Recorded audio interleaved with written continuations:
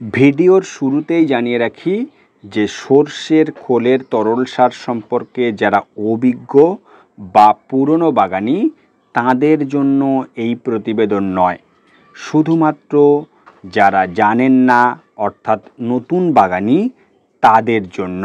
ছাদ বাগান হোক বা মাঠ বাগানি, গাছে সঠিক পুষ্টির চাহিদা পূরণের জন্য সরিষার খোলের তৈরি তরল সার কীভাবে তৈরি করবেন, কতদিন অন্তর অন্তর গাছে দেবেন, কোন কোন গাছে এই তরল সার দেওয়া যায় আর কোন গাছে একদমই এই সার দেওয়া উচিত নয়, পাশাপাশি এই সর্ষের খোল কখন গাছে দেবেন ও এতে গাছের প্রয়োজনীয় কি কি উপাদান রয়েছে, অর্থাৎ সরিষার খোলের তৈরি তরল সার গাছে প্রয়োগের ব্যবহার বিধি নিয়েই বলবো আজকের ভিডিওতে।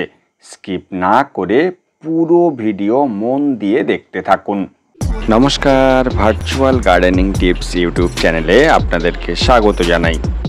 প্রথমেই জানবো সর্ষের খোলের তৈরি তরল সার কেন গাছে দেবেন ও এতে গাছের প্রয়োজনীয় কি কি উপাদান থাকে।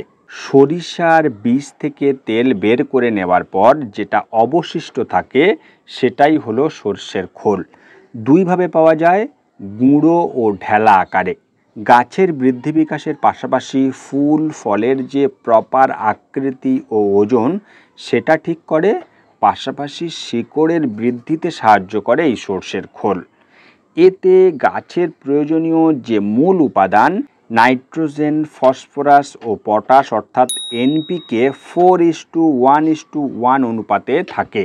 এছাড়া বিভিন্ন ধরনের মাইক্রো ও ম্যাক্রো নিউট্রিয়েন্ট রয়েছে সরিষার খোলের মধ্যে। কোনো রকম রাসায়নিক উপাদান নেই, তাই এটা গাছের জন্য নিরাপদ জৈব সার ও সম্পূর্ণ পরিবেশ বান্ধব। এবার জানবো এই তরল সার তৈরি করবেন কিভাবে। গুঁড়ো হোক বা ঢেলা, এই দুই রকম সরিষার খোলের মধ্যে যেটা আপনার কাছে আছে সেটা নিন 100 গ্রাম। মাপ ঠিক করার জন্য যদি ওজন যন্ত্র না থাকে, ধরুন আপনি 500 গ্রাম সরিষার খোল দোকান থেকে এনেছেন, সেটা আন্দাজ মতো 5টা ভাগে ভাগ করে একটা ভাগ নিন, তাহলে অনায়াসেই 100 গ্রাম অনুমান করা যাবে। ভেজানোর জন্য মাটির, প্লাস্টিকের হোক, স্টিল বা অ্যালুমিনিয়াম যে কোনো ধরনের পাত্র হতে পারে, শুধুমাত্র যেন দেখবেন সেই পাত্রটি ছিদ্র বা ফুটো না হয়। তাতে 1 লিটার ফ্রেশ জল দিন ও 100 গ্রাম খোল দিন। এবার ওই পাত্রের উপরে একটা ঢাকনা দিয়ে ছাওয়া জায়গায় রাখুন। একদিন পর থেকে সকাল অথবা বিকেলের যে কোনো একটা সময় এরকম একটা লাঠি নিয়ে ঢাকনা সরিয়ে এই যে খোলটা পচতে শুরু হয়েছে এটাকে ঘেঁটে দিন। এভাবে 3-4 দিন খোল পচিয়ে নিয়ে এই যে 1 লিটার সর্ষের খোলের তরল সার তৈরি হলো সেটাকে ছাঁকনির সাহায্যে ছেঁকে নেবেন। এখানে দেখুন একটা রঙের বালতি নিয়েছি যেটাতে 20 লিটার জল ধরে। 1 লিটার কমিয়ে মোট 19 লিটার জল নিয়েছি। এই 1 লিটার খোল এর সঙ্গে মিলিয়ে দিলাম। এই যে 20 লিটার তরল সার তৈরি হলো, এটা ছোট বড় গাছ মিলিয়ে 40টার বেশি গাছে দিতে পারবেন। টবের মাপ ও গাছের বয়স অনুযায়ী গাছ প্রতি 200 ml থেকে শুরু করে 1 থেকে 1.5 লিটার পর্যন্ত দিতে পারেন।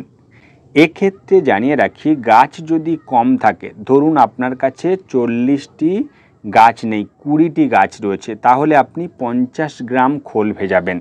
আর যদি 10টা গাছ থাকে তাহলে 25 গ্রাম। এভাবে যতগুলো গাছ রয়েছে ঠিক সেরকম মাপ করে খোল ভেজাবেন। কেন মাপ করে খোল ভেজানোর কথা বলছি, এই লিকুইড সার গাছে প্রয়োগের কিছু জরুরি টিপস এবার জেনে নেওয়া যাক। প্রথমত, টবের মাটি ভেজা, আকাশ মেঘলা, বৃষ্টি চলছে, এ সময় এই তরল সার গাছে দেবেন না। তাহলে কি হবে না, ফাঙ্গাস লাগতে পারে, শিকড় নষ্ট হতে পারে, ফলস্বরূপ অনেক সময় গাছ মারাও পর্যন্ত যায়। দ্বিতীয়ত, ছোট চারা গাছে এই তরল সার দেবেন না, যেরকমটা দেখছেন সবে অঙ্কুর থেকে বেরিয়েছে বা গাছের বয়স 5 থেকে 10 দিন হয়েছে, এত ছোট চারা গাছে এই সার না দেওয়াই ভালো। গাছের বয়স অন্তত 40 দিন পেরিয়েছে সেই সব গাছে এই লিকুইড তরল সার দেবেন। তৃতীয়ত, 15 দিনে একবার অর্থাৎ মাসে 2বার এই তরল সার গাছে দেবেন। জৈব বলে খুব ঘন ঘন গাছে দেবেন না, যতটা সম্ভব পাতলা করে গাছে প্রয়োগ করবেন। চতুর্থত, ক্যাকটাস, স্যাকুলেন্ট, অর্কিড ও ইনডোর প্ল্যান্ট ছাড়া আর সব ধরনের ফুল, ফল ও সবজি গাছে এই তরল সার দিতে পারেন। পঞ্চমত, অক্টোবর থেকে মার্চ মাস পর্যন্ত অর্থাৎ এই কয় মাস এই তরল সার গাছে দেবেন, কারণ এর পরপরই দেখবেন যে বৃষ্টি বা বর্ষাকাল চলে আসে, সে সময় এই সার অ্যাভয়েড করা ভালো। ষষ্ঠত, যতটুকু সার আমরা তৈরি করব সেই দিনেই প্রত্যেকটি গাছে দিয়ে দেব। ধরুন আপনি একসঙ্গে বেশি পরিমাণে ভিজিয়ে নিলেন, যখনই 4 থেকে 5 দিনের অধিক পচতে শুরু হবে তখন এতে পোকা তৈরি হবে আর ততটা কটু গন্ধ বেরোবে।